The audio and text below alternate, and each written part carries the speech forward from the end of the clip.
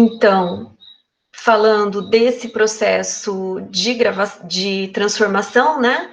Então, pensando naquela definição inicial de fenômenos físicos e fenômenos químicos, então nós temos que o físico é aquele que eu tenho a transformação do estado físico, por exemplo, né? Então, como é o caso do gelo se transformando em água líquida e que pode se transformar em água a vapor, quando a gente pensa na própria evaporação da água, né? Quando eu tenho o amassar, vamos dizer assim, de uma lata de metal, que o metal continua sendo alumínio, só que o que aconteceu é que ele mudou a forma, né? E aqui o exemplo do papel que eu citei para vocês, que na verdade eu mudei a forma dele, mas ele continua sendo papel com as suas características de fibra, de possibilidade de risco, né? Tanto que a gente pode escrever no papel, da força da fibra, vamos dizer assim. Então, com isso, ele mantém as características e as propriedades. O que ele mudou aí foi o tamanho da minha amostra, vamos dizer assim. E depois os fenômenos químicos, que é quando eu tenho a transformação das substâncias em novas substâncias, né? Então, a gente tem exemplos no nosso dia a dia, que é o prego, o portão exposto ao ar e chuva, que forma ferrugem. Então, quando a gente compara o aspecto do ferro antes, né, e da ferrugem, a gente visivelmente consegue perceber essas alterações. E se eu colocar a mão e perceber a resistência dele, ele também é completamente diferente. Então, o que significa que eu criei ou que ocorreu o surgimento de uma nova substância, a transformação. Então, a queima de açúcar para formar calda de caramelo, um comprimido efervescente que eu coloco na água, né? E as próprias transformações bioquímicas que acontecem no nosso organismo. Então, o nosso próprio processo de respiração, quando eu inspiro oxigênio e expiro gás carbônico, né? Claro que isso não é uma única reação, a gente simplifica isso, né? Então, que é o oxigênio se combinando com a glicose do meu organismo e liberando CO2 e água. Mas, na verdade, existem inúmeras reações até eu chegar nessa liberação de CO2 e água. Então, passa pelas reações da via glicolítica, do ciclo de Krebs, da fosforilação oxidativa, que isso são mais de umas 70 reações que acontecem aí para aproveitar esse oxigênio que eu estou expirando, produzir energia e aí depois liberar uma certa quantidade de dióxido de carbono, certo? E muitas outras, né? Então, quando eu falo da transformação química, pessoal, vou ter a formação de novas substâncias. E aí eu tenho evidências da ocorrência dessa mudança, né? Então eu posso ter a formação de uma nova substância e perceber isso mediante a mudança de cor, a liberação de gás, a formação de um sólido, que a gente fala que é a formação de um precipitado, e quando ocorrem esses fenômenos, pessoal, eu posso ter absorção ou liberação de energia, que na verdade, para nós, ele não é uma evidência de fenômeno químico, mas alguns livros eles colocam. Por que ele não é evidência, pessoal? Porque quando eu esquento a água e ela passa por estado de vapor, eu estou tendo um processo de absorção de energia. E ali ocorreu um processo físico e não químico. Então, quando ocorre uma transformação química, ela envolve esse processo de absorção e liberação de calor, certo? Então, essa absorção e liberação de calor, pessoal, ela não é evidência de transformação química, mas é algo que acompanha a transformação, que também acompanha as transformações físicas, né? Quando a gente fala das equações, vocês sabem disso, né? Então, que eu represento a transformação química a partir de equações químicas, onde eu tenho reagentes se transformando em produtos. Então, reagentes que são substâncias que desaparecem durante as transformações, e produtos são substâncias que se formam durante essa transformação. Então, no caso aqui, eu tenho a formação da ferrugem, que é o meu produto, a partir do ferro, certo?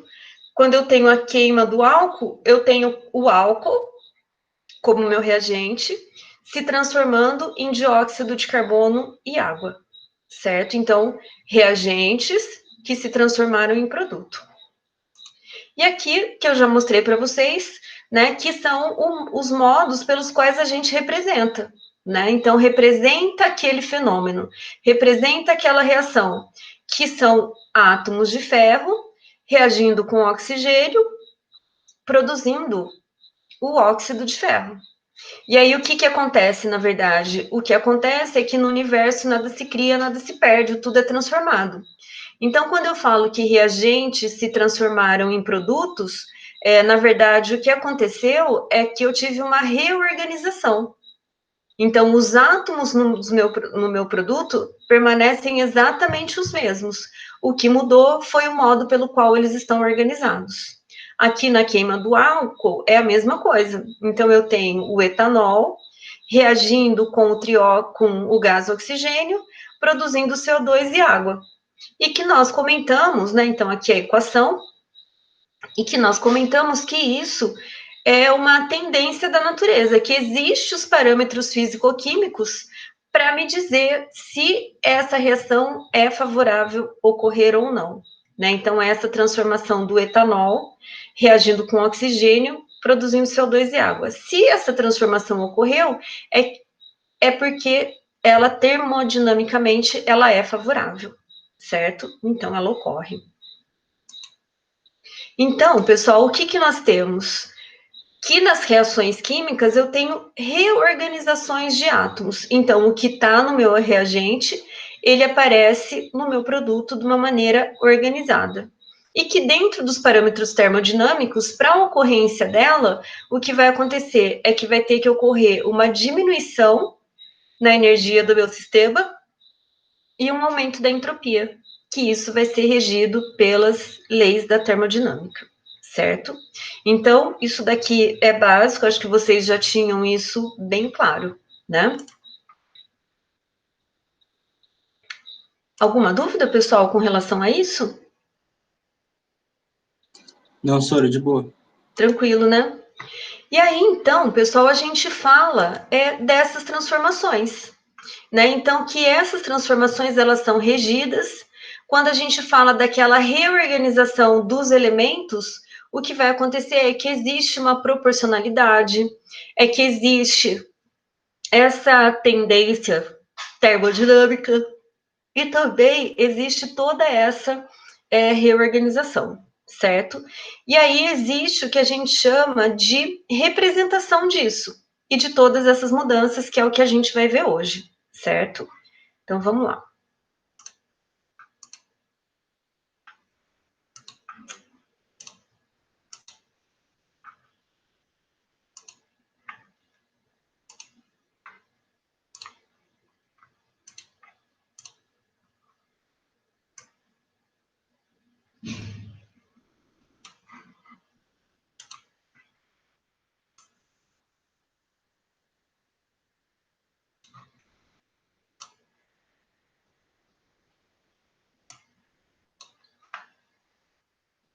Todo mundo enxerga, pessoal? Sim, Sora. Então, nessa primeira parte da aula, pessoal, nós vamos falar de mol, fórmulas e equações, que para alguns, pessoal, também já não deve ser um tema tão novo, né? Todo mundo já viu esse assunto de mol, pessoal? Fórmulas e equações? Tem claro isso? Eu vi, professora, mas tá meio enferrujado. Matheus, ia falar alguma coisa? Eu ia falar que eu acho que o pessoal já viu. Tá. Então, a gente vai rever alguns conceitos, que o objetivo é esse mesmo, para a gente poder chegar nos cálculos estequiométricos, certo? Então, vamos lá, algumas definições. Então, nós vimos inicialmente que a estrutura da matéria é formada por átomos, que são aquelas partículas submicroscópicas que toda matéria é formada, e a gente diz que a unidade fundamental é um elemento, certo? Então, que os átomos também são formados, embora eles sejam partículas submicroscópicas, né? Eles ainda são formados por subunidades, por subpartículas, que são os prótons, elétrons e nêutrons. Depois, nós temos o que nós chamamos de moléculas, que quando nós temos agrupados ou reunidos 2 ou mais átomos, certo? E que o que nós temos é que no nosso universo, vamos dizer assim, com exceção dos gases nobres, todos os outros elementos, eles são agrupados com outros elementos, sejam eles iguais ou não. E aí, com isso, geram as moléculas. Então, quando a gente fala do oxigênio, do gás oxigênio, ele é uma molécula de gás oxigênio, porque é formado pela combinação de 2 átomos de oxigênio. Quando a gente fala da molécula de água, ela é molécula de água porque ela é combinada a partir de 2 átomos de hidrogênio e 1 de oxigênio. Quando eu falo do ácido sulfúrico, ele é uma substância combinada por 2 átomos de hidrogênio, 1 de enxofre e 4 de oxigênio, certo? E aí, então, eu formo moléculas. E lembrando que essas moléculas, então, formadas por átomos, e que esses átomos são unidos, né, por meio de ligações químicas, que foi o que a gente viu na aula passada. E o que vai acontecer também são as fórmulas químicas, que elas, da mesma maneira que as equações químicas, as fórmulas químicas vão representar os compostos ou os agregados de seus átomos, né? Então, é uma representação da mesma forma que a gente fala da equação química. Então, quando eu tenho fórmula, pessoal, vocês sabem que eu tenho a fórmula da água, que ela me indica que a água é formada por 2 átomos de hidrogênio e 1 de oxigênio, e que ela possui o que a gente chama de uma fórmula angular, que é como que me mostra nessa fórmula como que o oxigênio está ligado com os átomos de hidrogênio. Eu tenho a molécula de dióxido de carbono, né? Então, que ela é formada aqui por 1 átomo de carbono e 2 de oxigênios. E eu tenho uma outra fórmula que a gente chama de fórmula estrutural, que ela vai me mostrar como que o átomo de carbono está ligado aos 2 átomos de oxigênio. Aqui eu tenho o propano, que é formado, então, por 3 átomos de hidrogênio e 3 átomos de carbono e 8 de hidrogênio. E aqui a fórmula estrutural que me mostra como que esses átomos estão ligados, né? Ah, mas se ele estiver ligado diferente, ele forma outro composto? Pode formar, né? Que a gente vai ver. Aqui uma outra molécula de adrenalina, o que que ela me fala? Que ele é formado por 9 átomos de carbono, 13 de hidrogênio, 3 de oxigênio e 1 de nitrogênio. Eu acabei não colocando a fórmula aqui do lado, mas essa é a fórmula molecular, me indicando quantos átomos, em que quantidade ele vai formar um determinado composto. Então, 9 carbonos, 13 hidrogênios, 3 oxigênios e 1 nitrogênio. Então, o que nós temos? Que a fórmula molecular, então, ela representa quais átomos, em que quantidade eles formam um composto e uma substância. Então, a água, 2 átomos de hidrogênio, 1 de oxigênio. O CO2, 1 átomo de carbono, 2 de oxigênio. O propano, 3 de carbono, 8 de hidrogênio. A adrenalina, que a gente viu, 9 átomos de carbono, 13 de hidrogênio, 3 de oxigênio e 1 de nitrogênio.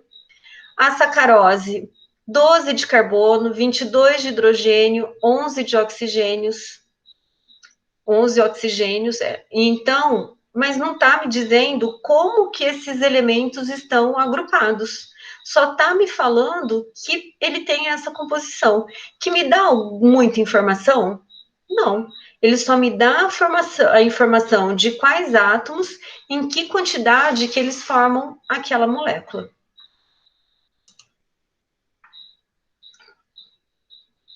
Peraí. Opa. E aí, então, eu tenho algumas outras fórmulas. Acho que pulou uma. Tenho aqui. Aí eu tenho algumas outras fórmulas, que são a fórmula estrutural, que essa já me indica como que esses átomos estão ligados.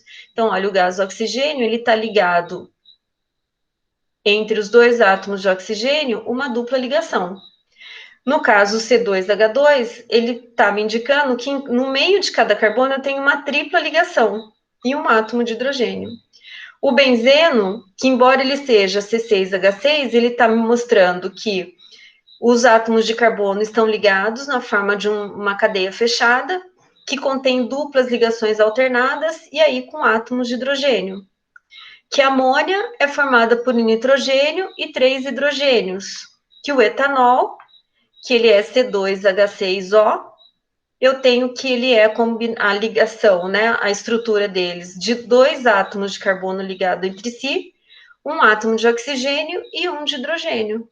Diferente do éter etílico, que ele tem a fórmula de C2H6O. Ué, mas igual do etanol? É possível? É possível.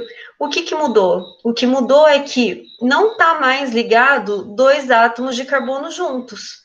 Eu tenho que o átomo de carbono está ligado ao oxigênio, que está ligado ao outro carbono. Ah, mas isso faz diferença? Faz total diferença.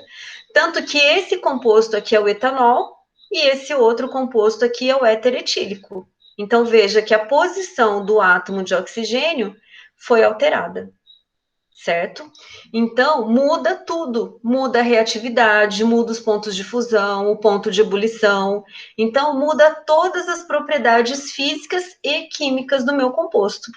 Então, veja que a fórmula estrutural, ela me dá um pouco mais de informação do que a fórmula molecular, certo?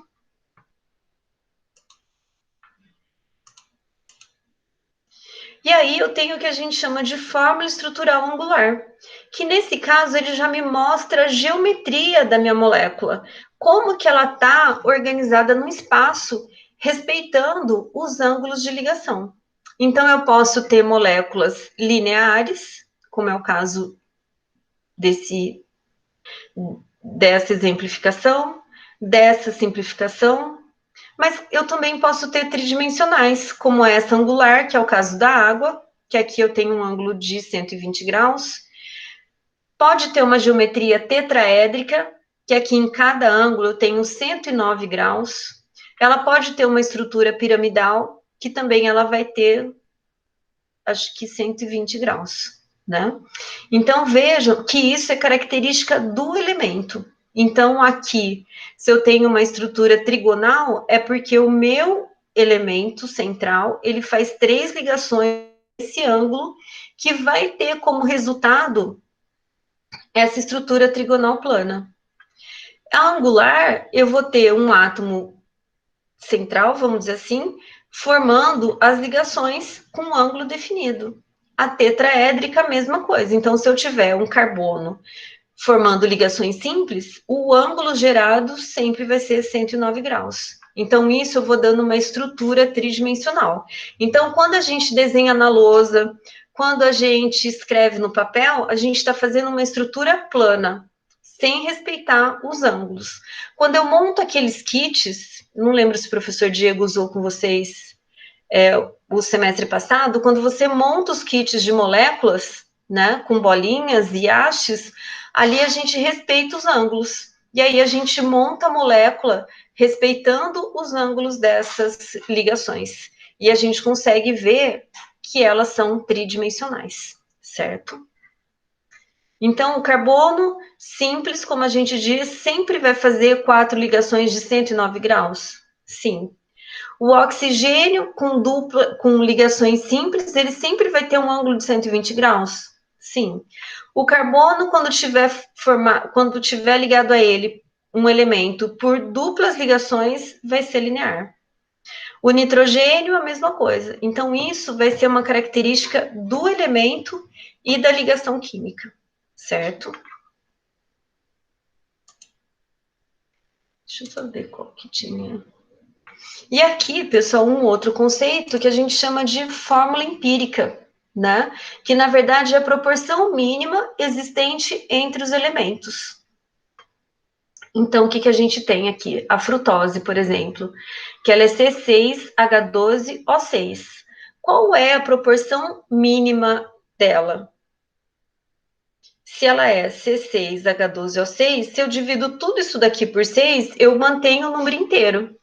Então, a gente diz que a fórmula mínima ou a fórmula empírica dela é H2O. Por isso que a glicose é um carboidrato, olha, um carbono hidratado.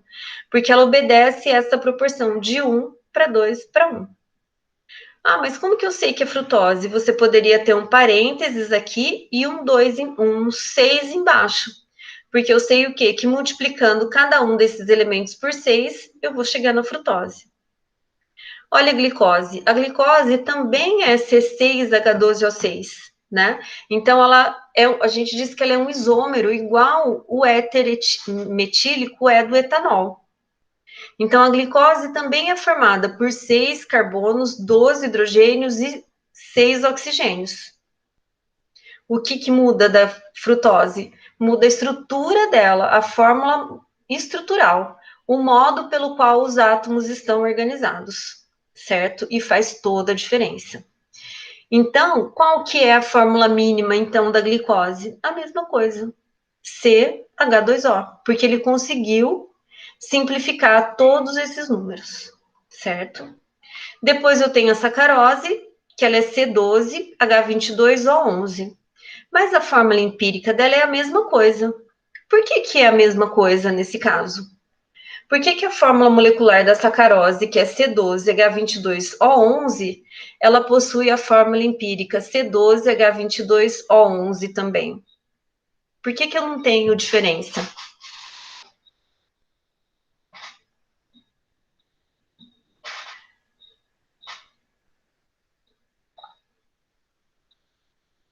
Por que eu não tenho, pessoal? Não Por sei. que eu... Oi? Não sei, eu ia falar. Professora, como que é a pergunta? Por que a fórmula molecular da sacarose é igual à fórmula empírica? A fórmula molecular é igual à fórmula empírica. Diferente da glicose, que é C6H12O6, e a fórmula empírica é CH2O. É porque não dá para simplificar, não é? Isso, exatamente. Porque a fórmula empírica é a proporção mínima entre os átomos. E aqui no caso da glicose, que era C6H12O6, a proporção mínima deles era para C1H2O1. Então eu dividi tudo isso daqui por 6. Agora, no caso da sacarose, que é C12H22O11, qual que é a proporção mínima? C12H22O11. Não tenho como simplificar, vamos dizer assim, esse número, né? Então, consequentemente, é a mesma, certo? O gás oxigênio é o O2. Qual que é a fórmula empírica? O. O benzeno, C6H12. Qual que é a fórmula empírica? CH, porque ele simplificou isso daqui, dividindo tudo por 6. Veja o acetileno, que é C2H2. O índice de simplificação é 2. Veja que a fórmula empírica CH foi a mesma do benzeno. Ah, mas não tem como diferenciar? Não. Precisaria ter o quê aqui? Um parênteses em volta e embaixo um índice 6. Aqui do acetileno, os parênteses em volta e o índice 2 embaixo, para eu saber que é um C2H2 e aqui para eu saber que é um C6H6, certo? Mas ela me indica o quê? Ela me indica a proporção mínima entre esses elementos. E depois aqui o outro exemplo da amônia. É 1 para 3 e a fórmula empírica também é 1 para 3. Porque eu não tenho mais o que simplificar. Fica claro isso, pessoal? Alguma dúvida? Tranquilo, senhor. Porque vocês viram, então, que ela também não vai me dar muita informação, né? Ela vai dar informação apenas da proporcionalidade existente entre os átomos. Ô, professor, Diga. em qual momento que eu vou poder usar isso aí? Quando eu for usar, por exemplo, eu vou ter que colocar que está na forma empírica ou será, já está difícil de usar? Não, sempre a fórmula molecular. Então, se eu for fazer uma conta, se eu for desenhar uma fórmula, eu sempre tenho que olhar, tenho que escrever sobre a fórmula molecular. Aqui é uma forma simplificada, né, da proporcionalidade entre os átomos, mas ele não me diz nada. Porque se eu olho algo aqui, CH, por exemplo, eu posso falar que é acetileno e posso falar que é benteno. Percebem que ele não contribui muito com informação sobre o meu composto? Sim, é por isso que eu perguntei, porque pode confundir com outro composto, né? Isso. Então, a minha referência sempre vai ser a fórmula molecular. Porque, em muitos casos, não independe para mim como que os elementos estão ligados. Para um cálculo, para eu determinar um reagente, eu sempre tenho que ter a fórmula molecular, certo?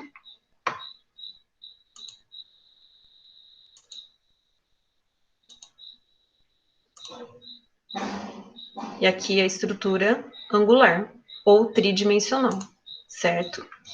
Bom, e aí, pessoal, quando eu falo dessas fórmulas, então a fórmula molecular, a fórmula estrutural, todas elas são representações do meu composto, né? Então, como eu falei para vocês, a fórmula molecular da água é H2O, significa que ele tem 2 hidrogênios e 1 oxigênio.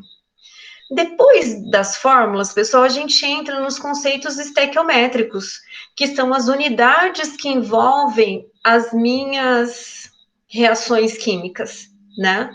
E que aí tem uma série de conceitos, que é a massa atômica, que é a massa molecular, que é o mol, que é o volume molar. Então, são alguns conceitos que a gente vai ver hoje, que envolve a proporcionalidade, envolve os cálculos por trás de uma reação química. Então, é lindo eu ir lá e fazer uma reação de nitrogênio reagindo com hidrogênio, produzindo amônia. Mas, como que eu cheguei naquele resultado? Como que eu cheguei naquela tonelada que eu queria produzir? Né? Como que eu dimensionei o quanto de calor que ia ser liberado para eu utilizar uma caldeira de resfriamento, o quanto de reagente de baixa qualidade rendeu para produzir o meu produto desejado. Então, tudo isso, pessoal, a gente precisa saber sobre a fórmula, saber sobre a equação química que representa aquele fenômeno, né, aquela transformação, e preciso saber os cálculos envolvidos, a proporcionalidade. Por quê? Porque as reações químicas, elas sempre ocorrem dentro de uma proporcionalidade.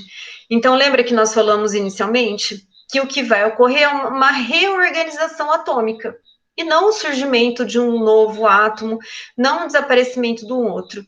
Então, a gente vai precisar dominar essa questão do cálculo.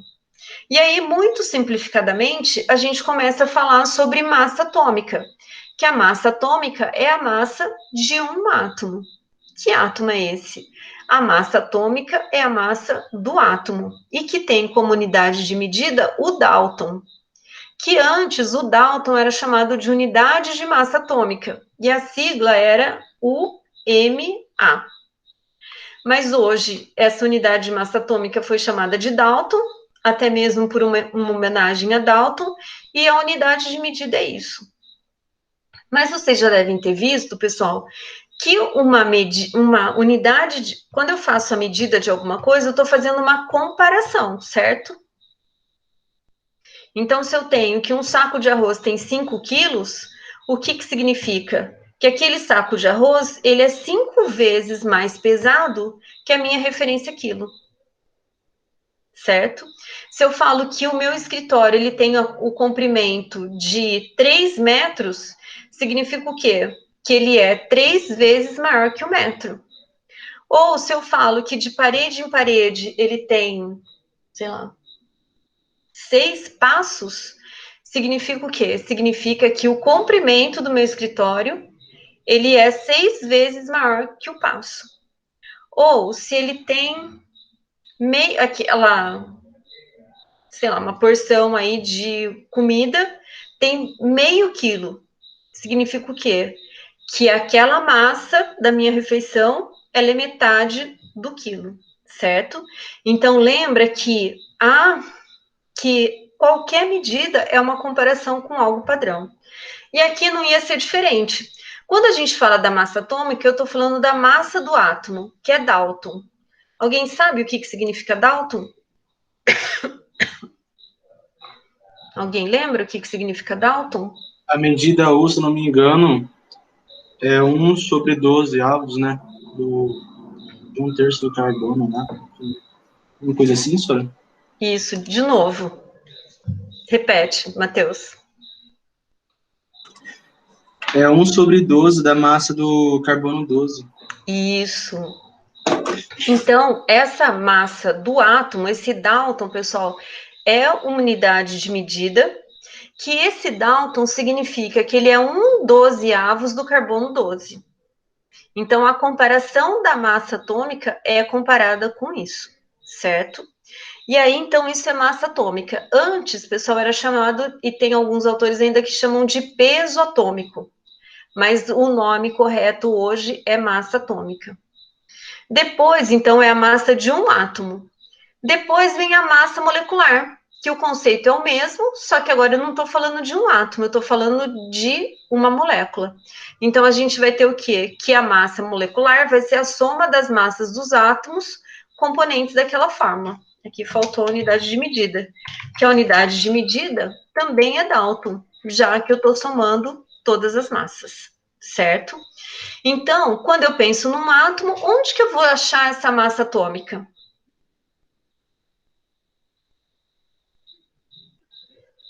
Onde eu acho o valor da massa atômica de um átomo? Na tabela, senhora. Na tabela periódica, exatamente, certo? Então, na tabela periódica, ele tem a informação do número atômico e me traz a informação também da massa atômica. Então, o que a gente vai ter aqui? Alguns exemplos, né? Então, eu tenho aqui a minha molécula de acetileno, que ela é formada por 2 átomos de carbono e 2 de hidrogênio. É molécula. Então, eu quero calcular a massa molecular, que lembra que é a massa de uma única molécula. Então, ele vai ser o quê? 2 vezes 12, que é a massa atômica do carbono, mais, aqui, pessoal, tá errado, é 2 vezes a massa atômica do hidrogênio, que é 1. Então, aqui, na verdade, é 2. Então, vai ser 2 vezes 12 mais 2 vezes 1, que, na verdade, vai dar 26, certo? Do óxido de ferro, 2 vezes o átomo, a massa atômica do ferro, mais 3 vezes a massa atômica do oxigênio, que o valor final deu 160, certo? Fácil isso, né, pessoal? Já viram? Trabalharam isso?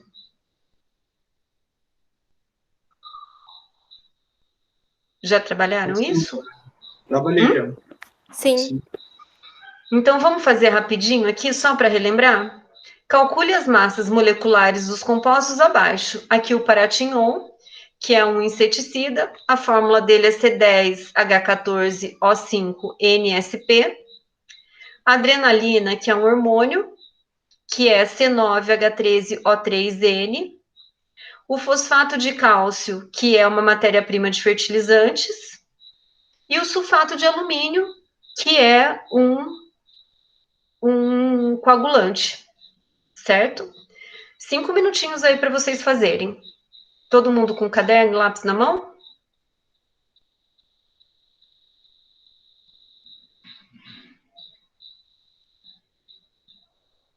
Todo mundo com caderno e lápis na mão, pessoal? Eu sim. Sim. Então tá bom. Então, 5 minutinhos aí para vocês fazerem, pessoal.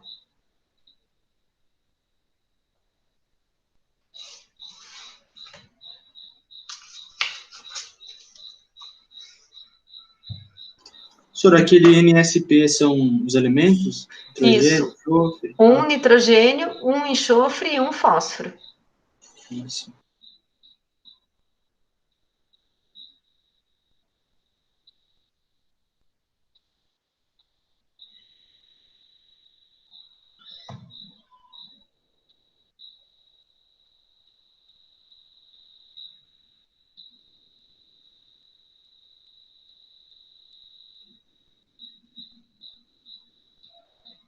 Vou fazer a conta aqui junto com vocês.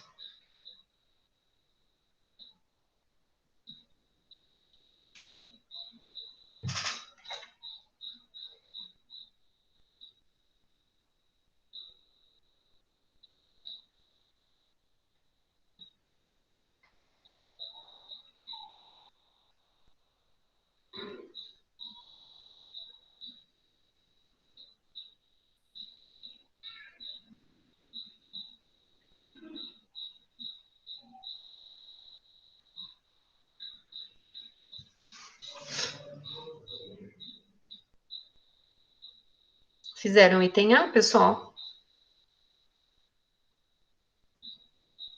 O Paratinho? Ainda não, senhora, vou somar tudo. Né? Oi? Deu 291? Isso, certinho. Todo mundo chegou nesse resultado?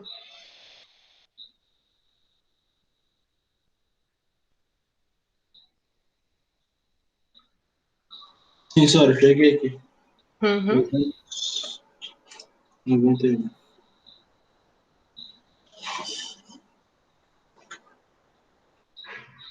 É 291, né? Deu. Ah, beleza. Só que eu não entendi. Beleza.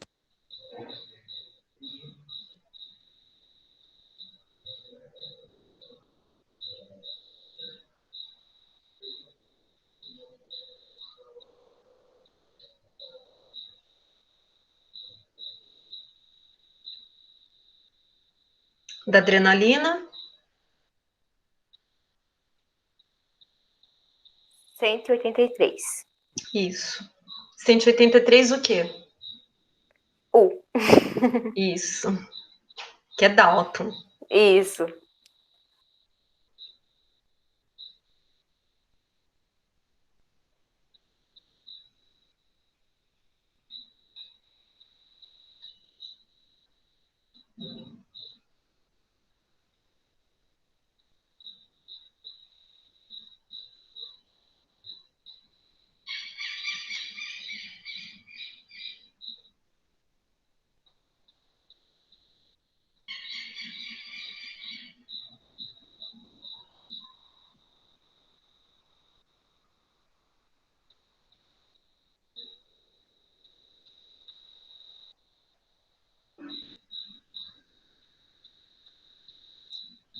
O fosfato de cálcio?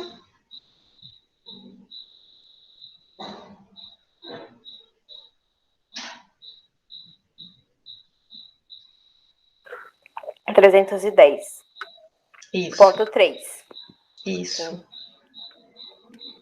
Todo mundo chegou nesse resultado?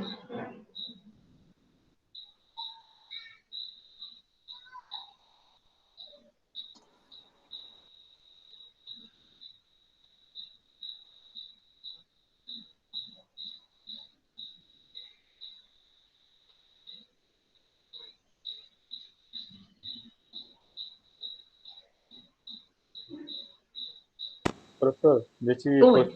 nesse fosfato de cálcio aí, Uhum. como ele repete 2 vezes o fosfato ali, né? Isso. Beleza, aí eu tomo a massa dele 2 vezes. Isso. Você vai fazer uma distributiva. Uhum. Então, vai ficar 3 vezes o cálcio, mais 2 vezes o fósforo, mais 8 vezes o oxigênio. Beleza, Porque beleza. esse 2 multiplica o que está dentro do parênteses.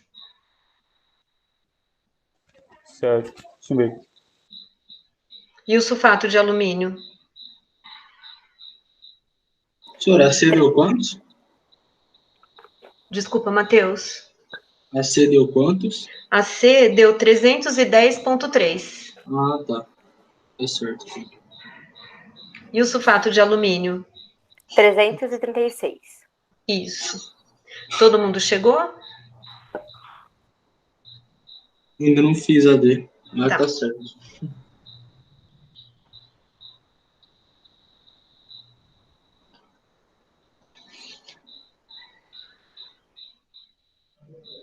Então, sempre com a unidade de medida. Por que, que a unidade de medida é Dalton, pessoal, e não é grama?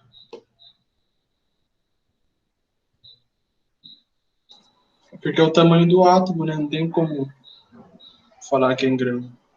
Aí depois entra um número de Avogadro. Aí que é uma grama. Isso. Porque aqui, pessoal, eu estou falando da massa de uma única molécula. Por isso que é a massa molecular. Que eu estou somando as massas atômicas de cada átomo, certo? Então, isso é a massa de uma única molécula. Tudo tranquilo, pessoal? Bem facinho, né? Bem gostoso de fazer? Tranquilo. Podemos seguir, então? E aí, pessoal, só que o nosso mundo, ele não é microscópico. Então, em nenhuma situação, eu falo em uma molécula. Eu não falo nem em 5 moléculas. Eu não falo nem em 10 moléculas. Então, surgiu uma unidade de medida no meio químico para transformar essa questão microscópica em macroscópica, né? Então, a unidade de medida que chama mol, que a gente brinca e fala que o mol é a dúzia da química. Por que ele é a dúzia da química? Porque a dúzia é uma unidade de medida que a gente usa no dia a dia que representa 12 unidades. E quando eu falo em mol, ele representa 6,02 vezes 10 a 23 unidades. Então, a dúzia, 12, e o mol, 6,02 vezes 10 a 23 unidades, né? Então, o mol, pessoal, ele é uma unidade de medida do sistema internacional. Ele é definido como o número de átomos em exatamente 12 gramas de átomos do carbono 12. E um mol é a quantidade de substância que contém 6,02 vezes 10 a 23 unidades. Unidades do quê, pessoal? Unidades do quê? É o número de Dalton que você falou. Não, aqui, pessoal, quando ele fala que o mol é a quantidade de substância que contém 6,02 vezes 10 a 23, na verdade pode ser o que eu quiser. Unidade do quê? Unidade de átomos, unidades de moléculas, unidades de íons, unidades de elétron, de próton, de banana, se eu quiser, né? De fio de cabelo, se eu quiser. Porque eu posso medir o que eu quiser, porque ele é uma unidade de medida. Então, ele vai comparar, né, essa unidade com 6,02 vezes 10 a 23. Então, ele também é uma comparação. Então, lembra que o Dalton é massa, certo? Aqui, o mol é unidade.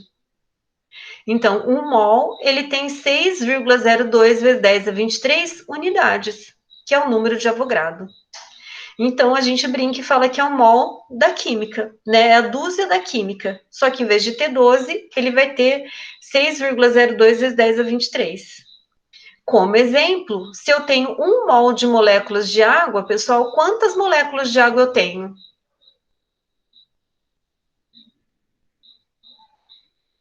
6 vezes 10 a 23. Isso, 6,02 vezes 10 a 23.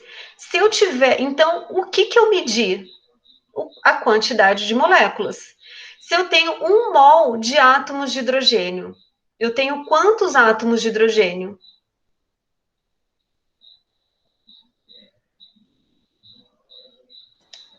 O mesmo número. O mesmo número, 6,02 vezes 10 a 23. Agora, se eu tenho 2 mols de elétrons, quantos elétrons eu tenho?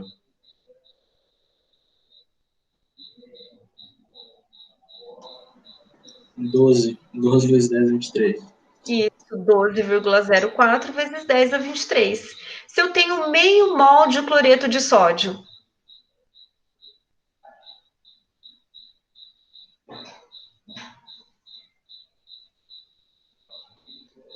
quantas moléculas de cloreto de sódio eu vou ter?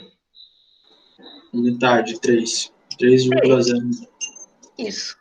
Certo, pessoal? Então, ele vai obedecer essa proporcionalidade. Se eu tiver 0,1 mol, eu vou ter 0,602 vezes 10 a 23, certo?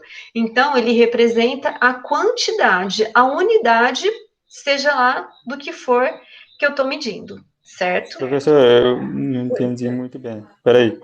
Ó, o mol de qualquer molécula vai ser 6,0, né? Esse número aí. Beleza. Isso. Se tiver 2 mol, aí é 12. É isso mesmo. Isso, ele vai Sim. obedecer a proporcionalidade. Ah, tá. E então o número que tá elevando ao 10 ali não vai mudar. Sempre vai ser 23. Ou depende. Não. É porque vai depender da conta, né? Certo. Porque o número é o mesmo. Então, se eu tenho 1 mol, eu tenho 6,02 vezes 10 a 23. Se eu tenho 2 mols, vai ser 2 vezes 6,02 vezes 10 a 23. É uma multiplicação com expoente. Ah, certo, Daquelas certo. regrinhas de matemática normal. Se eu tenho meio, vai ser a metade de 6,02 vezes 10 a 23. Que dividido é 3,02 vezes 10 a 23. Certo? Aí vem da continha matemática. Tudo bem? Beleza, agora eu entendi. E se eu tiver 5 mols, quantas unidades eu vou ter? Vai ser Vai ser 30, né? Porque... Isso. Isso, vai ser 30, né? Vai ser 5 vezes 6,02 vezes 10 a 23, que vai dar 30,1 vezes 10 a 23, certo?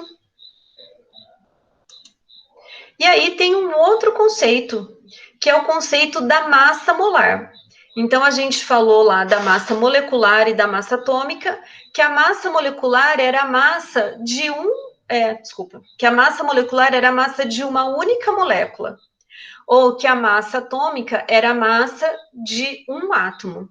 Agora, aqui a gente fala da massa molar. O que vem ser a massa molar? A massa molar vai ser a massa presente em 1 mol de uma determinada substância. Que, na verdade, pessoal, a gente não vai entrar no detalhe, mas é como se eu expressasse a massa atômica em gramas por mol. Porque existe aí uma proporcionalidade com relação à massa atômica, que essa proporcionalidade é o 6,02 vezes 10 a 23. Então, a gente diz que a massa molar é a massa em gramas de 1 mol de substância. Então, 1 mol de carbono 12 tem a massa exatamente 12 gramas agora. E uma amostra de 12 gramas de carbono 12 contém exatamente 6,02 vezes 10 a 23 átomos de carbono. Certo? Então, a massa molar vai ser a massa em gramas, por isso que é super importante a gente colocar a unidade de medida. Então, a massa molar é a massa em gramas de 1 mol de substância. Porque imagina, é muita substância. 6,02 é muita substância. Então, é como se a gente transformasse esse mundo microscópico em macroscópico. Então, por isso que a unidade de medida também muda, porque eu vou ter ali não mais uma molécula, mas 6,02 vezes 10 a 23 moléculas, que é um número muito grande, certo? E aqui alguns exercícios. Vamos fazer? Que é justamente para a gente mexer com essas relações. Qual é a proporcionalidade existente? Então, eu tenho que 1 mol tem uma massa molar e tem uma quantidade do número de Avogadro, certo? Então, por exemplo, uma amostra de gás nitrogênio contém 4,63 vezes 10 a 23 moléculas de nitrogênio. Ele quer saber quantos mols de gás nitrogênio tem na amostra. Como que eu faço isso?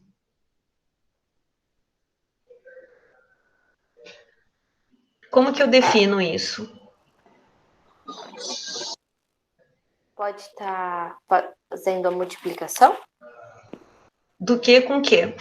Por exemplo, 1 mol significa 6,02. Isso. Então, N2 significaria 6,43 vezes 10 a 22. Aí você montaria tipo uma regrinha de 3. Isso. Eu tenho que só... Quem tá falando? A Evelyn ou a Maria? A Evelyn. Tá. Então, eu tenho que ver qual que é meu parâmetro de comparação. Aqui, ele quer saber número de mols pela quantidade de molécula. Então, a gente tem o quê? Que é a comparação. 1 mol tem quantas moléculas? 6,02 vezes 10 a 23. Então, esse é meu parâmetro de comparação. 1 mol, 6,02 vezes 10 a 23. Aí, ele quer saber quantos mols, que vai ser o meu X, contém uma amostra de 4,63 vezes 10 a 22 moléculas. Então, todo mundo enxerga essa proporcionalidade, pessoal? E como que Sim, sai professora. disso? Sim? Sim. Então, pode fazer rapidinho.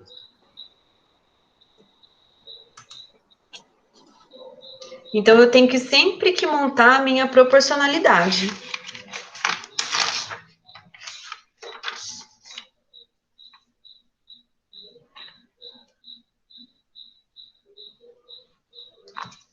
Vou usar a calculadora, tá? Pode usar, pessoal. Usar a calculadora direito, por favor, hein?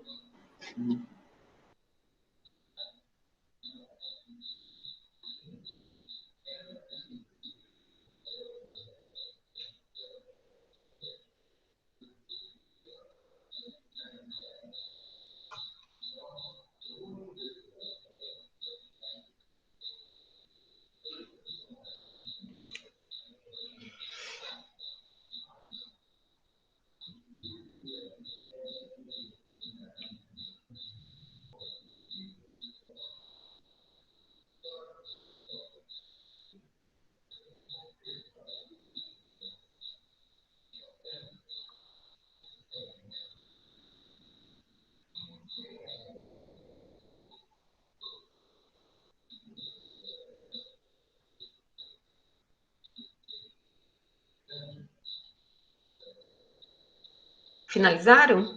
Professora, deu um número de moléculas que é meio esquisito, vê se tá certo. Ó. Deu 7,6 vezes 10 elevado a menos 2, aproximadamente. Isso. É certo? Faz sentido esse número? É bem baixo, né? Eu achei. Então, mas faz sentido?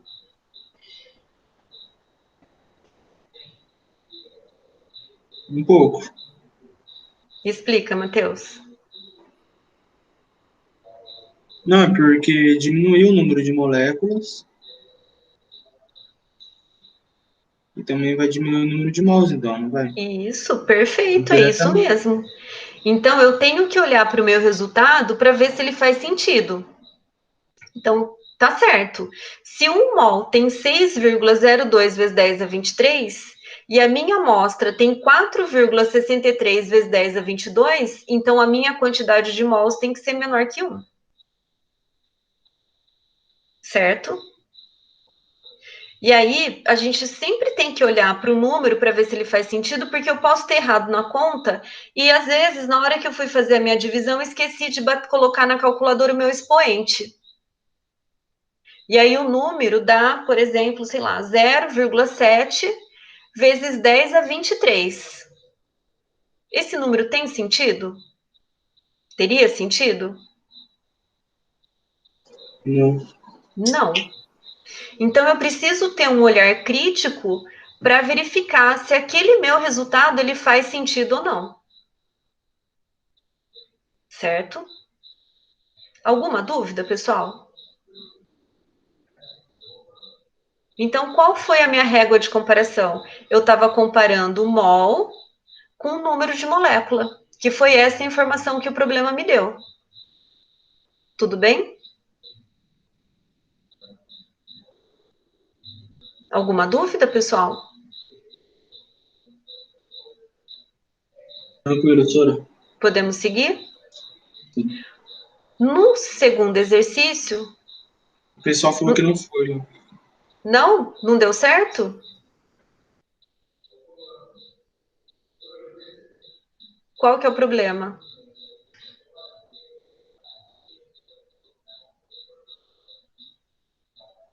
Eu falei não em relação a não ter nenhuma dúvida. E agora Ah, e agora o o Anthony? Anthony, eu já não sei. E aí, Anthony?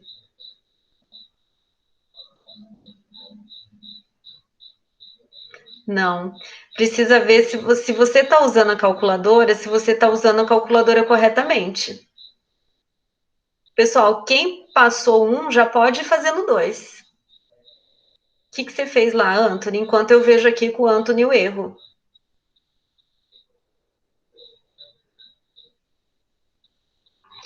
Ficou como? Vou tentar escrever aqui. Então, a minha regra de 3 é como? Que 1 mol possui 6,02 vezes 10 a 23.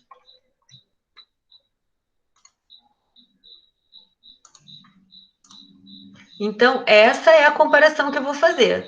Então, 1 mol de moléculas contém 6,02 vezes 10 a 23 moléculas, certo?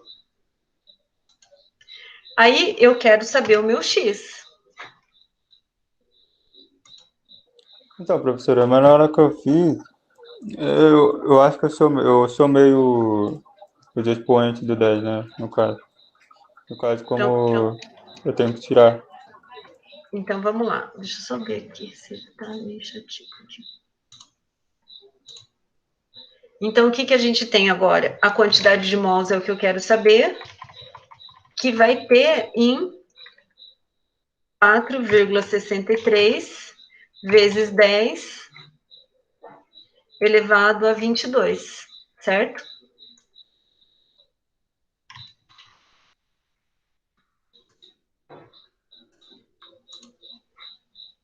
Então, que conta que a gente vai fazer? 4,63 vezes 10 a 22, dividido por 6,02 vezes 10 a 23. Foi assim que você montou?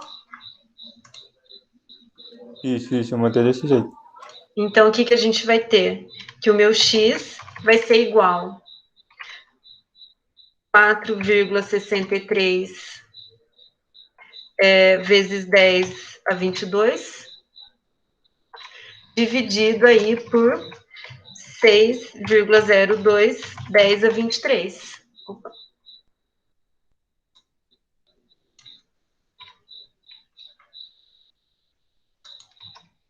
Tem várias maneiras de fazer essa conta.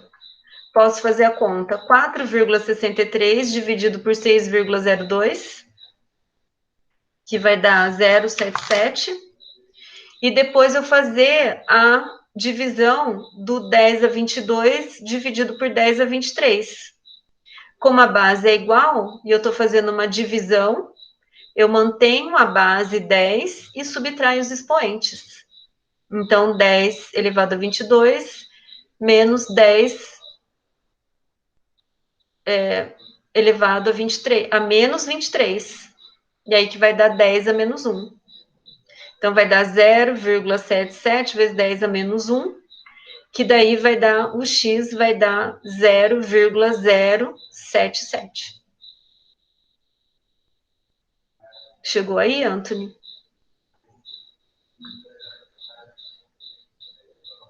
Agora foi, eu acho que eu tava na parte da potência. Certo. Tranquilo, então? E o segundo, pessoal, finalizaram?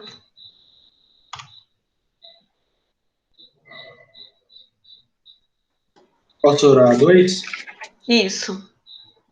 A 2 daqui no meu deu 4,8 vezes 10 a menos 2 mols.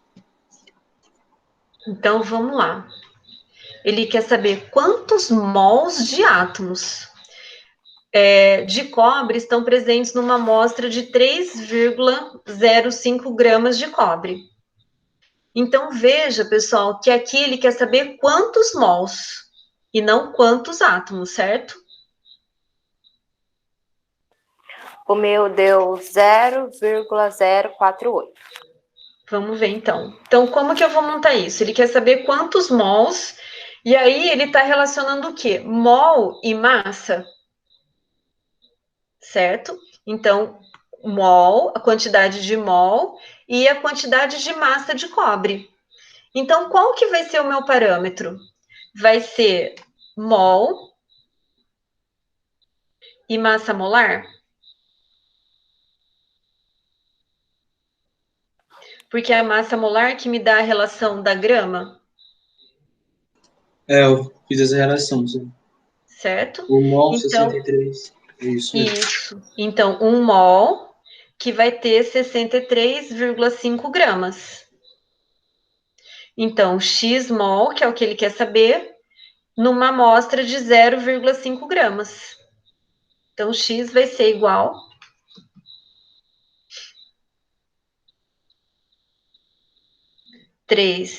3,05 dividido por 63,5, que deu 0,048, o quê?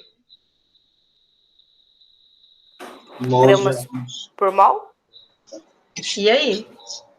Mols por átomos, né? Mols. Alguém dá mais? Gramas por mol? Não, mols. Só mols.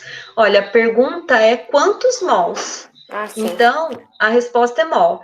Por que que é mol, pessoal?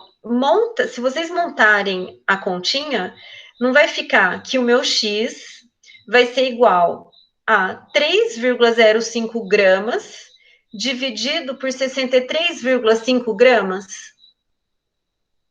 Então, eu vou ter grama no numerador e grama no denominador. Então, desaparece a unidade, por isso que só sobra mols. Entendi. Certo? Aham. Chegou aí, Anthony?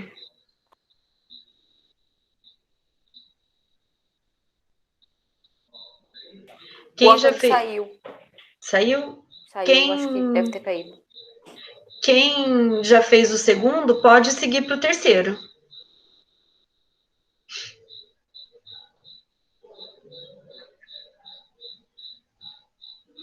Que agora eu vou comparar o quê?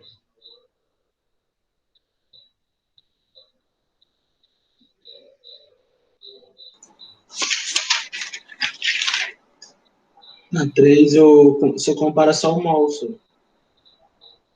O mol com o número de Avogadro. Isso, E você acha o mol do mol de isso, Avogadro. exatamente. Exatamente. Aqui deu 6,7 vezes 10 elevado a menos 1 mol. Isso. Então vamos ver, que eu não estou sem o resultado aqui, estou fazendo junto com vocês. Então, uma amostra contém átomos, ele quer saber quantos mols. Então, 1 mol, 6,02 vezes 10 a 23. E aí ele tem 8,98 vezes 10 a 23 também. Olha que fácil. Então vai ser x mols. Vai ser 8,99 dividido por 6,02.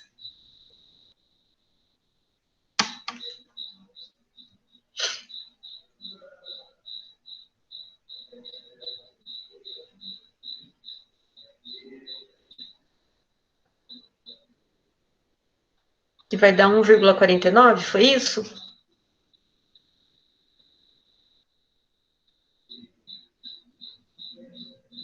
Meu deu 6,7. Acho que não, hein? Não é só dividir 6,2 por 8,98? É o contrário. Vai ser, na minha conta, vai ser 8,99 dividido por 6,02. Entendi. Isso não é o contrário. Isso, precisa Quem ficar dá atento. confiança. Sim. O quarto.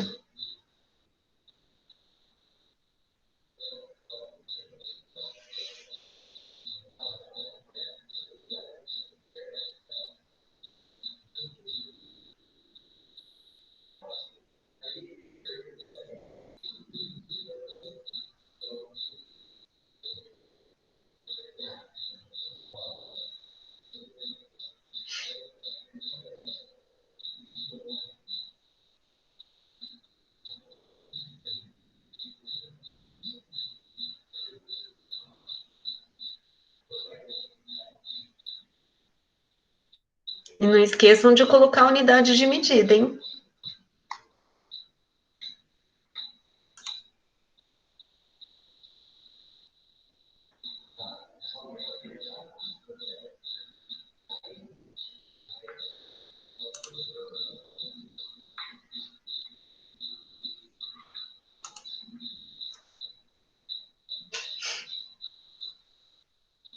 Deu certo? 4?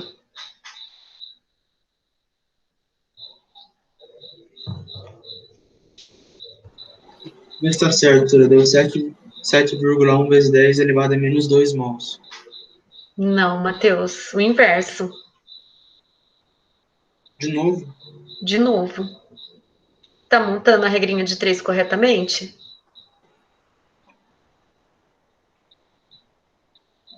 Deixa eu ver. 197 gramas por 1 mol, 12,6 por x.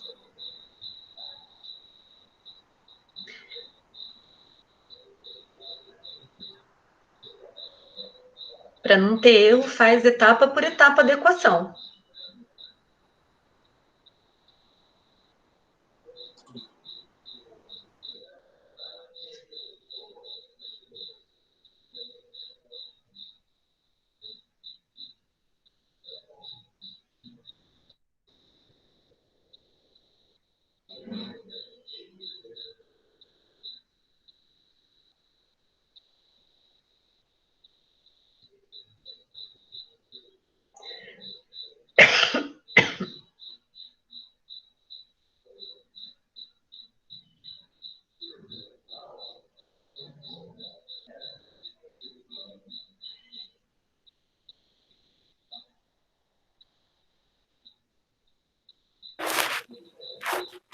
Deu 0,063?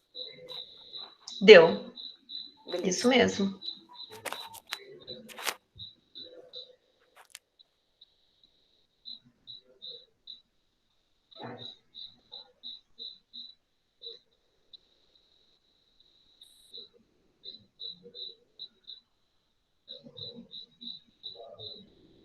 Chegou, Matheus?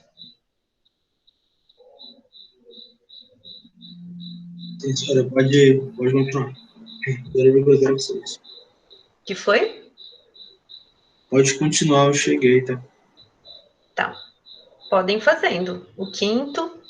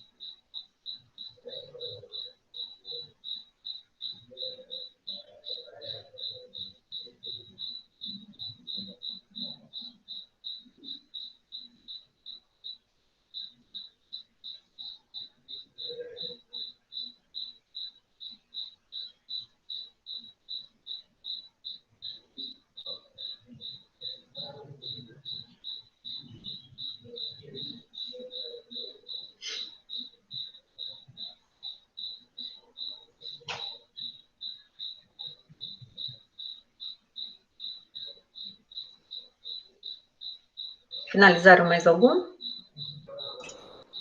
Qual é o resultado das 5, senhora? Da 5 foi 1,88 vezes 10 a 23. Ok. Já Bateu. fez a 6? Bateu. Oi? A 6 já fizeram? Já. Dá 7,01 vezes 10 a Que- 23 átomos? Isso, certinho. Tá chegando também, Evelyn? Eu não fiz a 6 ainda, mas a 5 bateu. Tá.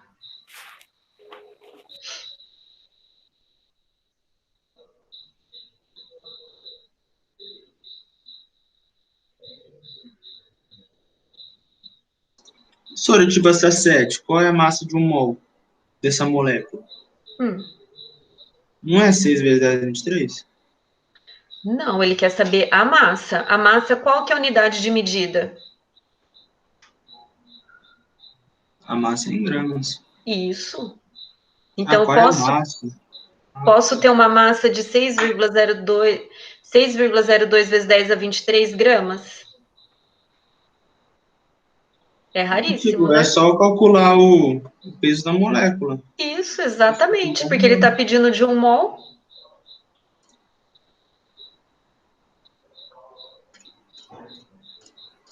Então, 32 mais 32, 64.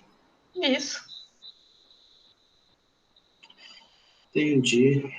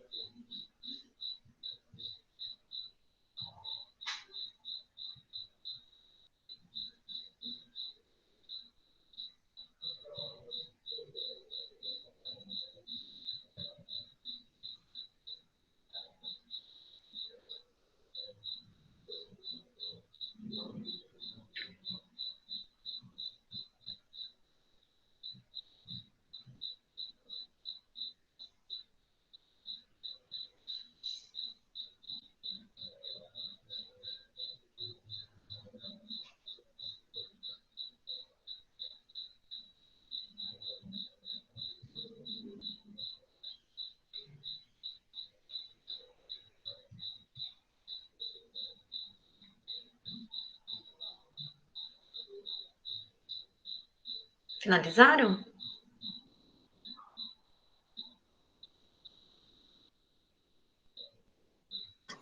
Tô fazendo a 9, senhora. Uma por uma. Tá. Tá dando Ah, certo, 8. Evelyn? Oi, desculpa, Matheus.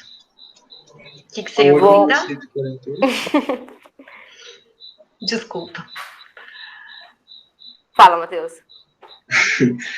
A 8 deu 148,28. Vê se tá correto. Isso, certinho. Isso. Beleza. Vou começar a 9 agora. Tá.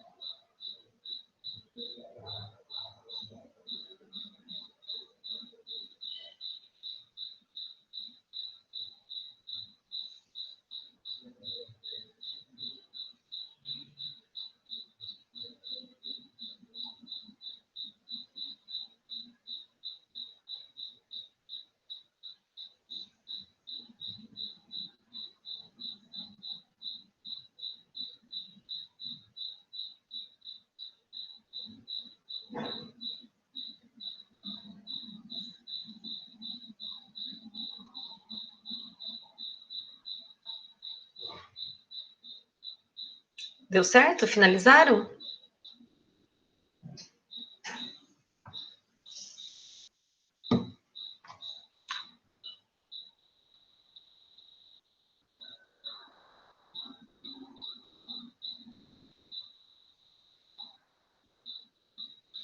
Bom, Matheus, se finalizou, vamos fazer um intervalo?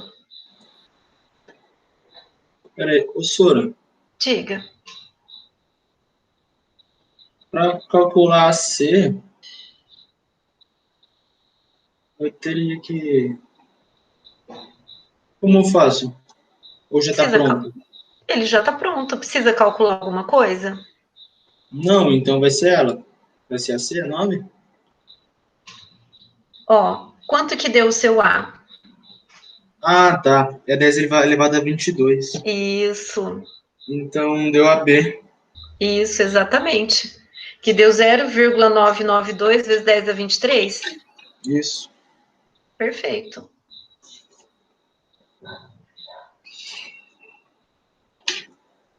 Entendi.